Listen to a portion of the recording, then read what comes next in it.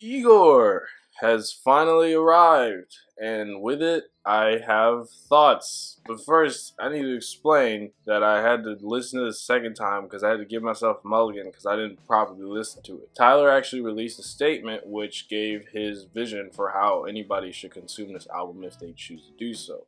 The first thing that was important to take away was that he said, hey, this is none of my other albums, which I mean, duh, but also what he meant was like, don't compare this to Flower Boy, don't compare this to Cherry Bomb, don't compare this to Wolf, Goblin, any of that stuff. He just wants you to jump into this album and listen to it for what it is. So that's pretty cool that he kind of put this statement out there, as well as his second part of that statement, which is no distractions. I was a bit distracted when I was listening to this, just a little bit. Typically with albums, the way I like to do them is I kind of listen to it throughout I listen to it a whole bunch of times, and I kind of just listen to it as I'm doing stuff, and if I pick up something I like, I'll be like, oh my god.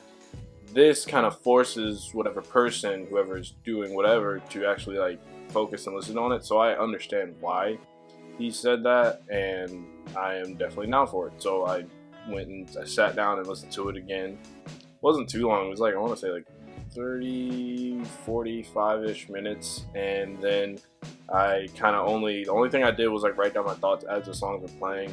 I tried to like do that just because I know that my memory is not the best, and pretty much, yeah, so I'll be doing a Sashimi thoughts on this album instead of an album odyssey, even though I actually was like, I'm gonna do an album odyssey, cause yeah, but he's like, nah, first listen is best listen, and since I messed up my first listen, I try to do it again and write notes. So, without further ado, Igor seems to have a lot of themes, and the biggest theme, I think, is relationships, love, and the emotions that kind of follow. This feels like Tyler, throughout this entire album, it's Tyler exploring his emotions for a person and how dangerous they can be, which is flanked by, you know, a boy is a gun, basically using the metaphor of a gun and saying that this boy is like dangerous emotionally, he could destroy you. Most of the time it's incredibly dangerous, it's a dangerous weapon, it's a dangerous tool, just like love can be a dangerous weapon / dangerous tool, which doesn't really provide any safety necessarily. There were a few lines that stood out to me as well, with him saying, one of my favorite ones was towards the end. It was the last track before Are We Still Friends, which was Gone, Thank You, I think it is, in which he states like, I found peace, so peace. And that was just a cool way to use those words in that line. I thought that was a nice kind of like, and I want to say it's the last line on there. It's a nice finishing touch to that sentiment song, which is basically him kind of talking to this person and saying, hey, look, you have your own life now and you're doing your own thing and you don't want me. Cool, I'm good, so I'm gonna enjoy it myself now and go back to being happy. Basically, kind of being able to find that peace is something that's pretty wonderful. I'm happy that Tyler was able to do that. The other few lines that I liked were, I don't have the entire set of lines in front of me, but I really like this verse where he basically kind of talks about how their relationship started to deteriorate, and the way he does this is comparing it to them having a bridge that transformed into a fence, and the ex-lover got a new tenant in their building while his building got destroyed by that same tenant. And it's a really interesting way to illustrate how that relationship came to unfortunately crumble. And again, like I said, throughout this album, he's really exploring this feeling that he has for this person. I mean, Nude Magic Wand is more towards the other half of that feeling before like things go to pot. This idea of like, hey, like I really want to be with you, and this other person, they suck, and people can get enveloped in that feeling just because of the idea of, well, I'm clearly better, like I am like totally better than this person, because they're so enveloped in that feeling. They're not really thinking about like the nuance at all, because when we get caught up in emotions, nuance goes right out the door. We're pretty much just like, okay, I'm feeling this thing, even though I should probably take a step back and evaluate properly. It's not gonna happen, because again, who's gonna do that when you're feeling something? It's like when you're hungry and then you get mad because everybody wants to do everything but eat, and you're just sitting there like, dude, I want to eat. Same sentiment here, except New Magic Wand, I think low-key is referring to a gun, and the guy and Tyler kind of telling this guy like, hey, pick her or me, and if you don't pick me or you're dead.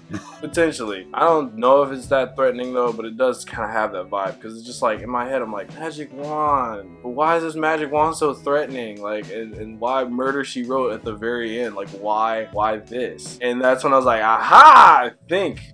So I'm not gonna say if that's true or not. The other thing that I noticed as well, I really like all of these songs. Like, there's not one song that's like necessarily skippable. I enjoy like all of them, and the thing that I pulled from them, like I said, was that theme of relationships and stuff. And sonically, oh my god, there's so many things in like all of these that it'd be tough to try to go through again without like pausing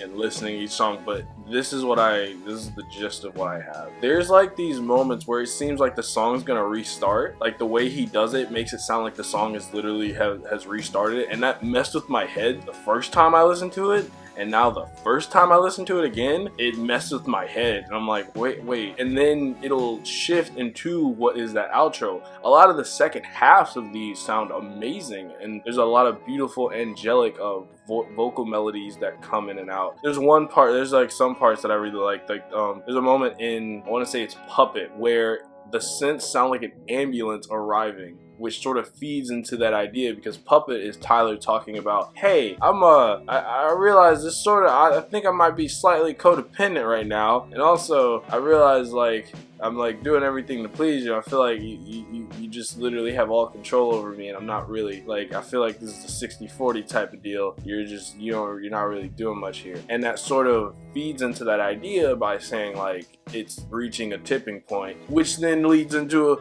I think A Boy Is a Gun is first, and then Puppet is someone after. I don't think they correlate, like they're not necessarily one after the other, but it sort of feeds into that idea. There's also on, I want to say, IGOR's theme, something that sounds like part of the Pokemon soundtrack. There's a little noise in there. I'm like, Pokemon? Question mark?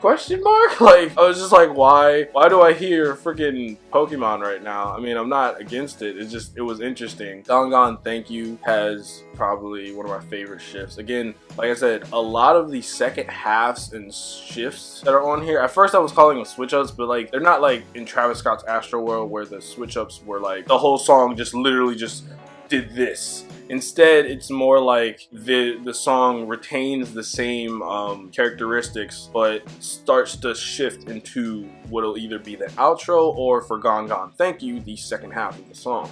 I really liked a lot of these. Like, they were insane the way like he shifted it. I really liked in one song, that name is evading me right now, but basically what was happening was in the introduction of it, I think, no, it wasn't Earthquake, because Earthquake had a really cool bass beat to it. I really love the beat on Earthquake, but basically the instruments kind of interrupted him in a very glitchy, distorted manner, but it worked for like the vibe of the song. And again, sonically, instrumentationally, Tyler's composition is at basically his sharpest that it's ever been. Again, I don't want to compare anything. I just wanted to point out that sonically, I really like it. The theme that pretty much develops through the entire album, it first starts off with kind of this crushing type feeling and really wanting this crush to like you, and then sort of evolves into, now I am with someone, but they're kind of not really fully invested in me, as well as they're kind of ashamed. And then there's also this other person, which that introduces more problems, and then eventually finally reaches a climax, kind of like realizing, hey, look, bruh, I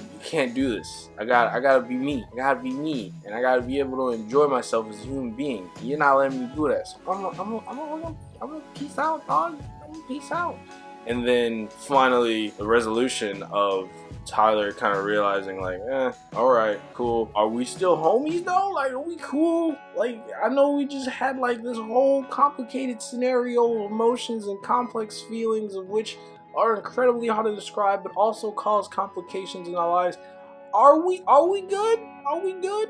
I don't know. So yeah, overall, this is a really cool album, and I feel like it has these moments like instrumentationally, the composition is like sharp and fresh, and it feels very lush and vibrant, and it feels like this was a project where Tyler was kind of at his most free, because I think it goes back to what he said with like, hey, don't take this as any of these albums, don't even look at those albums, just listen to it as it is. I feel like Tyler was at his most free, and that's where I was completely wrong with Crystal Ball Corner, where I was trying to speculate like maybe he's talking about the anxiety of freaking getting through, like being done with Flower Boy and making something else. And this one felt like it did have a concept, but it wasn't hit on as heavily in the way that the other albums did. And again, I'm not doing that compare, I'm just saying that the difference is that Tyler seems at his most free here. It feels like he's not trying to focus in on, again, any one thing beyond the theme of like what he's feeling at that moment, and that idea of love, which kind of does travel through the entire album. But again, like I said, it feels like he's at his most free